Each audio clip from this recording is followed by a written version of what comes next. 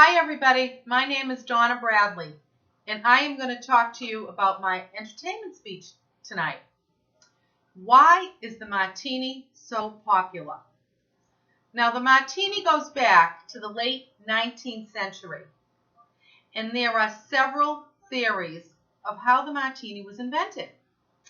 There's one theory that a bartender in San Francisco invented the Martini. There's another theory that a bartender at a hotel in New York City invented the Martini. So who knows who really invented it, but we do know the Martini was most commonly gin and vermouth and an olive and a lemon peel. Over the years, the Martini has become known to be the most common alcoholic beverage. It is best known, distinctively known as the American cocktail, because it is strong, sophisticated, and sexy, and it is meant to be sipped. So it's not just gin and vermouth anymore. We see many different varieties.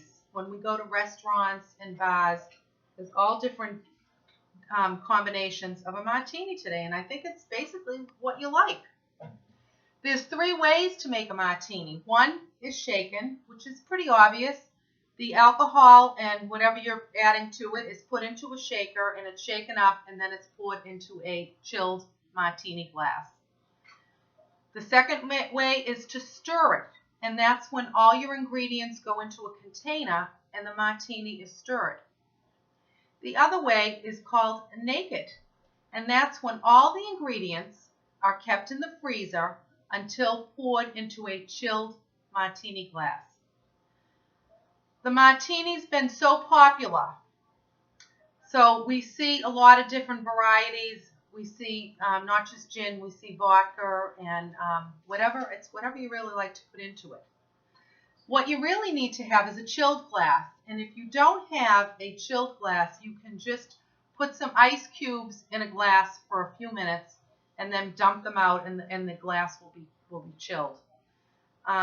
Most commonly today is people use a shaker. Most restaurants and bars, the Martini is definitely shaken, not stirred. And usually it's just a couple of ingredients, sometimes two, sometimes three, maybe one more than that, but that's usually 2 to 3 ingredients is what we see the Martini to be today. The other thing is it's better to have a smaller Martini because the Martini stays chilled. So better to have 2 than to put in 2 small glasses than have 1 big Martini. So now I can't talk about Martinis and not make one. So let me show you how I make a Martini.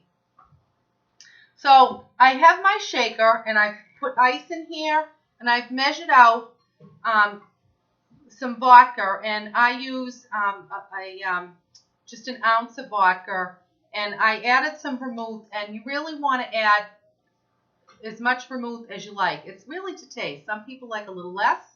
Some people like a little more. You might hear of a dry Martini or not as dry. So I've got my ice in here. I've got my vodka and vermouth. I'm going to shake it up. I've got my chilled glass. I've got an olive. I'm going to have an olive. I've got the olive in the glass. I'm going to pour.